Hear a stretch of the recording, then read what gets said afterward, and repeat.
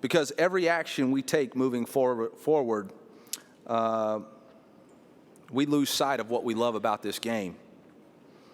We're entering in, and rightfully entering into, a new era of college athletics with student-athlete rights, the ability to transfer through the transfer portal and through generating of earnings through NIL, all things that were much needed and need to continue to be embraced. But it's also time for college athletics to set a course and a vision for the future. And let's make sure that the core principles and guiding principles that we have reflect the values that we want it to be moving forward. Let's not hide behind what the Supreme Court struck down last year, which was amateurism. It's not amateurism anymore. But what is it moving forward? That's the question. That's what the leaders of college athletics need to decide. I know what the core principles for our program are at the University of Missouri. The guiding principles for us is for our players to chase two dreams: a life with football and a life outside of the game. And we want them to become the very best version of themselves as they play this game of football. We want to surround them with great schemes, great position coaches, great student-athlete experience. We want to make sure that they achieve the best version of themselves with this game of football. If that means a great NFL career, awesome. But we also understand that unless they're Tom Brady, college football is going to end for everybody at some time. And we want to make sure that they're prepared for life outside of the game. We want to make sure that they have a student-athlete experience, that they can be a positive contributor to society. And so for me, I guess I've heard so much and will get so many questions about NIL and conference expansion and all that stuff. That's not really the question. The question is, what do we want college football to look like moving forward? And let's start moving that direction, and then we can answer those other questions.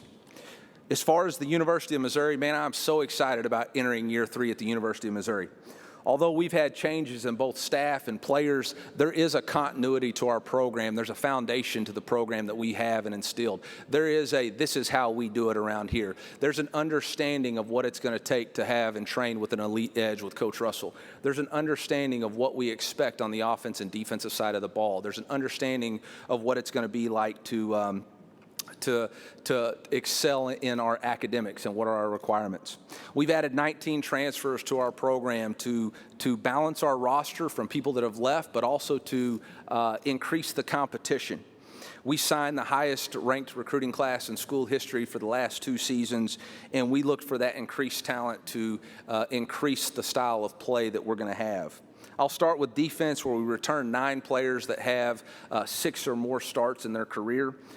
We added transfer at every position on the defensive side of the ball to create competition and depth. In February, we hired Blake Baker to be our defensive coordinator along with Coach DJ Smith. It was really an easy decision for me. Blake is an outstanding person, a man of high character, but a great defensive mind, a guy who has designed and called defense in big-time games, and excited about what he's going to do with our defense.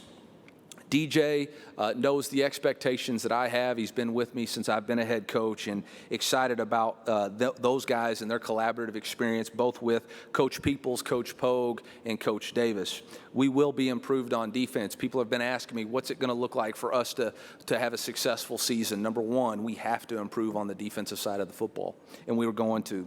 On offense, we returned 7 starters or 7 players with multiple starts. Obviously, our offensive line is the most experienced, and extremely proud of what Coach Johnson has developed there.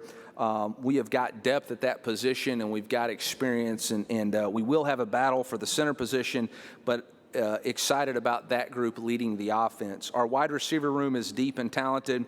Our running backs, we added 2 transfers to really compete for the starting job. But obviously, all of y'all know that the biggest question for us revolves around the quarterback.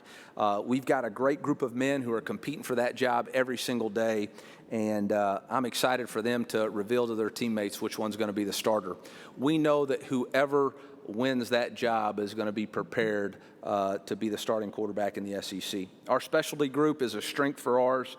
We have an open competition at punter, but we return both long snappers, and we are very good at the place kicker position. And so from that standpoint, I'm very excited about the football team moving forward. So with that, I'll open it up for questions. All right, thank you, Coach. If you have a question, please raise your hand. We will get a microphone. If you can stand, that would be helpful. Please state your name and affiliation. We're going to start over, Coach, in front of you, about 3/4 of the way back. Hey, Eli. Adam Cole with the Opelika Auburn News. Kind of a two-parter for you. Your guys' trip to Auburn this year, I know, will kind of be a reunion of sorts for you, where you started your college football career. Wanted to ask you about just kind of what that time on the Plains meant for you, and then also going head-to-head with Brian Harsin, whose staff you were on, and wanted to ask you, too, about just maybe some of the things you learned from working for him. Yeah, I mean, obviously, it's not really going to be a time of reflection for me. We've got a job to do, and we had a great experience at Auburn. And once you're a part of Auburn, you're always a part of Auburn. Obviously, the experience to win a national championship, I thought college football was relatively easy when that happened. But some of the most formidable years I had, I think about some of the lessons that Coach Chiswick, Coach Malzahn taught me. Some of the experiences I had with great coaches. Obviously, Curtis Looper is on my staff now. Eric Link is on my staff now, both people that I met. Ryan Russell's on our staff now, guys that Brett Whiteside's on our staff now, guys that I met while I was at Auburn. And so, I think about that place, the sacrifice that really the risk that my wife and I took to jump into college football. And, I think I'll think mostly about her and the courage that she gave me in order to make that challenge. She worked a job and took care of our daughter while I was making very little money with no insurance. So it was a good experience. As far as going against Coach Harsin, obviously I know that his team's going to be tough. They're going to be well prepared. They're going to be physical. He's going to do a great job as the play caller with a variety of schemes. Defensively, I know he's got Jeff Schmedding calling the defense, so they're going to be multiple and aggressive, and so it'll be a real test for us. Coach, we're going to go down here to our left, second row. Bob. Hey, Eli, how you doing? Hey, Bob. Bob Holt, Arkansas Democrat Gazette. You obviously brought Barrett here today. I think this is his 6th year, so he's been there like twice as long as you have. I just wonder what you thought about his career and why you decided to bring him to an event like this, and what do you expect from him this season? Yeah, Barrett has obviously been a great example. All the guys that I brought are a great example of what it means to be a Missouri Tiger and develop and play a key role, not only on the field but in the locker room. Barrett's been a guy that's dependable, hardworking. But one of the things that we challenged him in his leadership is it's not just enough for you to do all the right things. You need to bring other people with you. And I think Barrett has been able to do that, become a vocal leader where he challenges other guys to buy into the vision that we have moving forward. And so that was why it was an easy ask. And plus, he's getting married this weekend, so this is kind of like his bachelor party here. All right, Coach. So you got to laugh in the back. That's good. That's good. Coach, we'll go ahead and right in front of me, 3 rows back. Drew. Yes, Drew DeArmond, WZZN Radio, Huntsville, Alabama. Coach, I wanted to ask you about your program's a developmental program. You've done a great job in your 2 years developing a young man from the state of Alabama, Chris Abrams-Drain. You started him out on offense. He's became a big part of your defense you're going to build around. Talk about your expectations for him. And then your wide receiver room. You talked about the depth. How big was it for your program to get a guy like Luther Burden III, who an out-recruit in Alabama, Georgia, and in Oklahoma for a student-athlete like that? Yeah, KAD, Chris Abrams-Drain, just a great young man, a model representation of what we have to do in recruiting.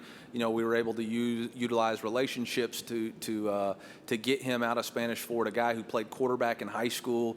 When we signed him as an athlete. We felt like, and probably could have easily kept him at wide receiver, but felt like we had a need on the defensive side of the ball. And he's a guy who's grown. He works extremely hard. He's developed his technique. He's bought into how we do things. And I can't say enough positive things about him.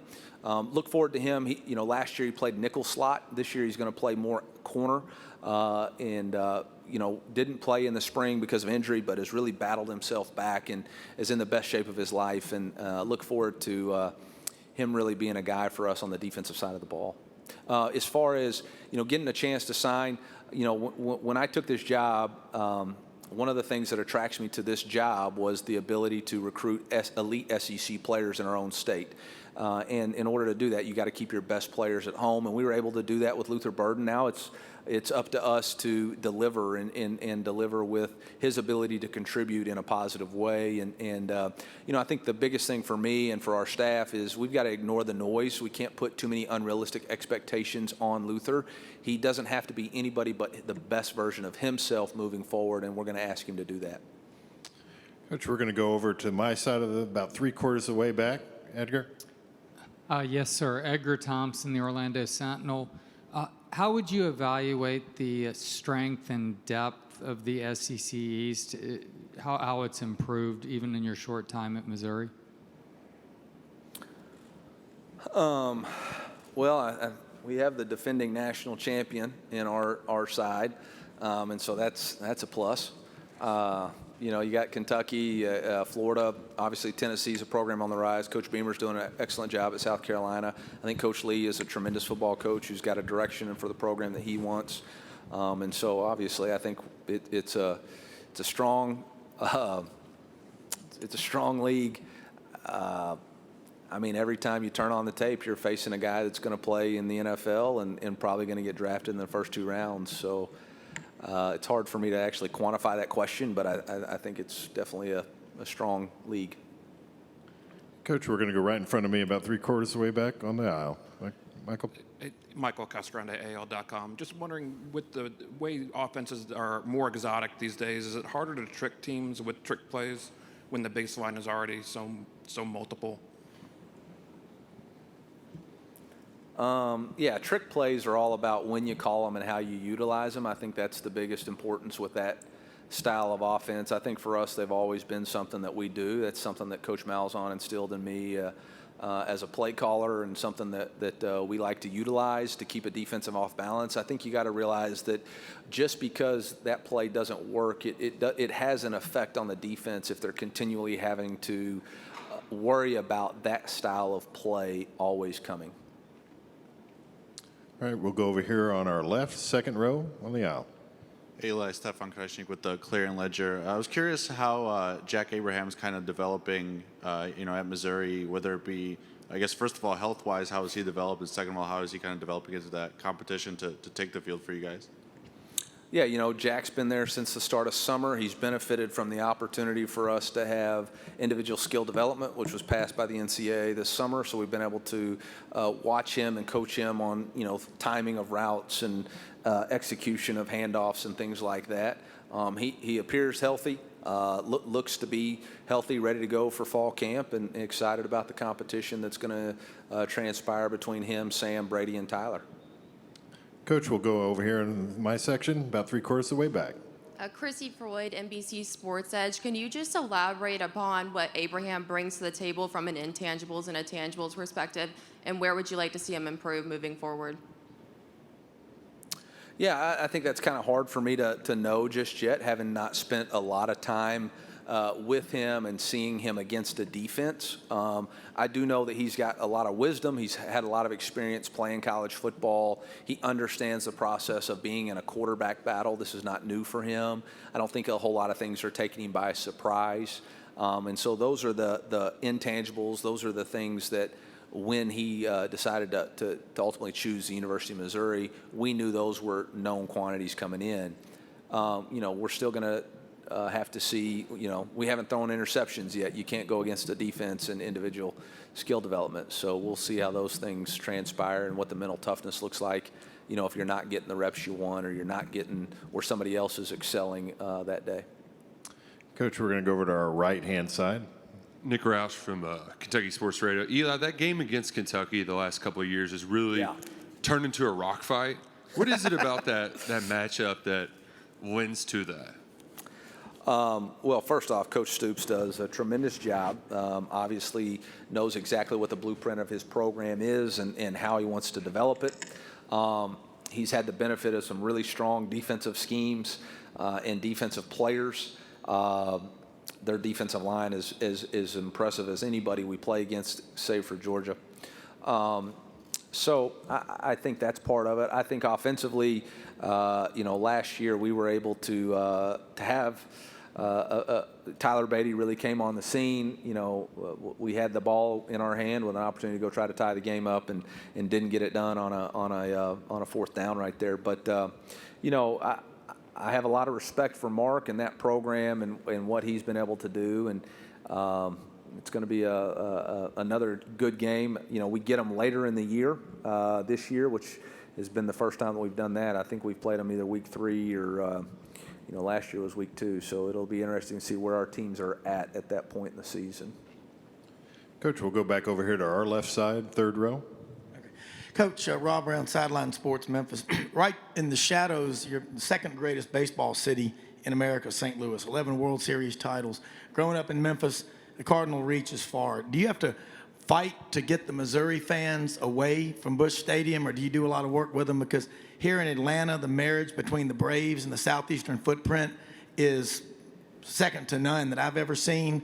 But I've been around Missouri. I go up there a lot. I think the two of them together, y'all could add on to the stadium if you got that kind of enthusiasm for the Tigers like they have for the Cardinals. Who's the first best city? New York, just by numbers. Yeah, hey, I actually tried to go to the Cardinals baseball game yesterday. It got rained out, but got a tremendous love for the Cardinals and what championship baseball is. And obviously St. Louis is used to winning championships. It's interesting because there's a lot of people who align with the Cardinals who may not live in the state of Missouri or from St. Louis. So I don't necessarily know that we can just get all of those fans. But I definitely think we have to align with that championship standard and vision. I made this comment a couple of times. You can be a Cardinals fan, a Blues fan, a Chiefs fan, a Royals fan, but we all need to be Mizzou Tiger fans because we all live in the state and represent 6.5 million, and we are the window to the university of our state. And every major sporting program or organization in that state has won a championship. Whether it's the Chiefs, the Cardinals, the Orioles, or the Royals, or the Blues, they've all won a championship. It's Mizzou's time to embrace that same standard and get to that level. And it's not going to happen overnight. It's not going to happen just because I say it. We got to work towards that. Coach, we'll go on the near aisle on your side, about 3/4 of the way back. Yeah. Thanks, Coach. Mike Griffith, AJC Dog Nation. Missouri was one of the programs to face Georgia when Darnell Washington was healthy. Of course, Brock Bowers, an All-American last year. Now they've added Eric Gilbert. You've got some experiences in different offenses. How dynamic can a 3 tight end offense be, and particularly with the personnel Georgia has?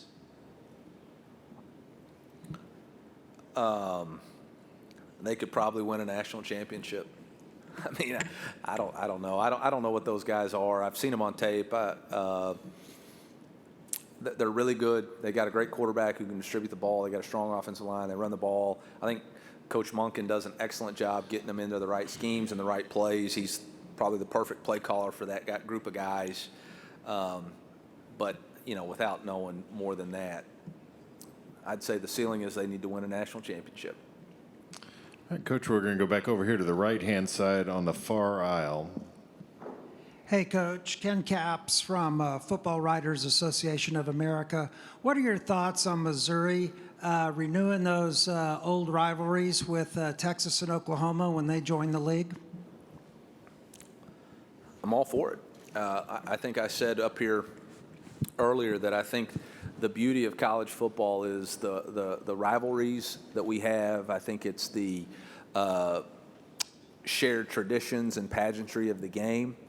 And I think we got to be careful that we don't miss that or lose that in search of better TV contracts or better TV exposure. We're going to lose the basis of who we are. And so, I'm for playing consistent games. I'm for playing consistent opponents, building a consistent level of expectation that these are the teams that you need to beat. These are the teams that you need to be comparing yourself against. And when you have a constant rotation, I don't know how you're going to be able to do that. I don't know how you have a basis for comparison. So that would be my response there. I know. Yes, Mark. That means I'm for that schedule model. We're going to stay in that same section, about 4 seats to our left. Hey, Coach. Steve Moulton, WCZN out of Huntsville, Alabama. From a leadership standpoint, how hard is it to build leaders? Would you rather be a player-driven type of team or a coach-driven team? And since Commissioner Sankey went there, tell me about, considering your household, how many shoes are in your house? Yeah, I have no idea how many pairs of shoes I have. I would not like to be called out on the carpet on whether or not I have the largest collection. I know I don't. I know Tony Elliott probably does. I've seen his collection before. I don't even know what the first question was. Leadership, yeah. I think it's, in the past, when you established a program, it was consistent over the years. You built it through mat drills in fall, in winter conditioning. That's not the case anymore. You don't know who your team's going to be until May, and really, summer conditioning and fall camp are really going to when you develop and your leaders. You develop the identity of your program and the identity of your team, and so I think it's a new challenge for college football. You do mat drills in February and in March, and those guys transfer and new guys come in and haven't experienced it. You're going to have to go back to the drawing board to have that shared adversity, shared experience to develop the leadership that you need to win games. Okay, we'll go back down here in front to Bob on the second row. Eli, as far as I can tell, Sam Horn hadn't been drafted yet. How good is that for you guys? What discussions have you guys had about him in pro ball, pro baseball, and just, do you expect him to be on campus this fall? Well, Sam's currently on campus right now, and just because he hasn't been drafted doesn't mean that he hasn't taken phone calls. The Major League draft is a lot different than he has than any other sports draft. They actually call you before and ask, are you going to be willing to take this slot? And so Sam and his representation, his parents, have had a plan the whole time. They know what their plan is. They know what their worth is, and they're waiting to see if somebody wants to maybe meet that. But currently, right now, we expect him. He was at workouts this morning. He'll be at workouts tomorrow. But the draft's not over yet. And Sam's a really talented player that's got a great opportunity to leave his mark on Mizzou football and Mizzou baseball, and we're excited for him to come in and be the best version of himself. Okay, we have time for a couple more questions. If you have a question, raise your hand. We will get a microphone to you. We'll come back up here to Bob. Eli, I haven't talked to Gus, I think, since he left Auburn, but I assume you guys talk. If so, just when I see him, he looks a lot happier, a lot more relaxed. Not saying there's not pressure at UCF, but maybe it's not like Auburn. Just wondering how often you talk to Gus, and does he seem happier and, things that are less crazy for him? Bob, I screwed it up, man. He sent me a text earlier that said, make sure I tell my man Bob Holt hello. So, yeah, we talk quite a bit. And he's a great mentor to me. And, I think he really enjoys his work environment. He really enjoys working with Terry and his staff. And I actually went down there and got to see him. Gus is a dreamer and a builder. He's always been that way. And he's dreaming about what he can build at UCF. I think it was just time, a new challenge. He's got a great challenge in front of him and a great vision. You're right. He's let his hair go gray, so he's obviously let it. Doesn't let the stress go to him too much anymore. I guess Christy doesn't care if it's gray. All right. Any other questions? Please raise your hand.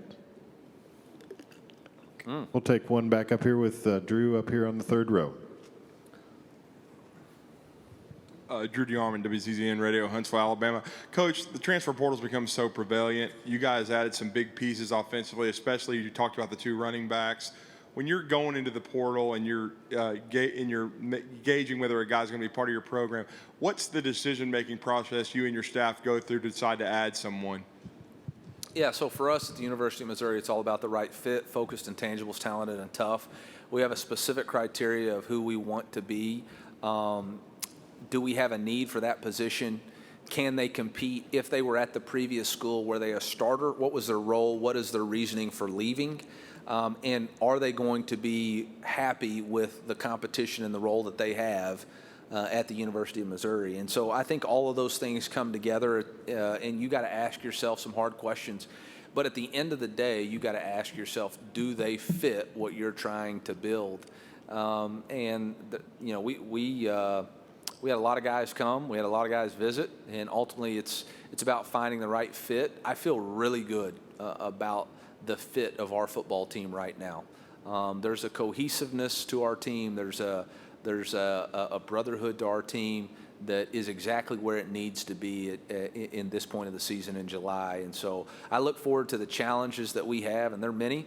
5 true road games at really difficult places to play, at K-State, at Auburn, at Florida, at South Carolina, at Tennessee. That's a heck of a challenge. But we're working really hard. We're training with an elite edge to be able to meet that challenge head on.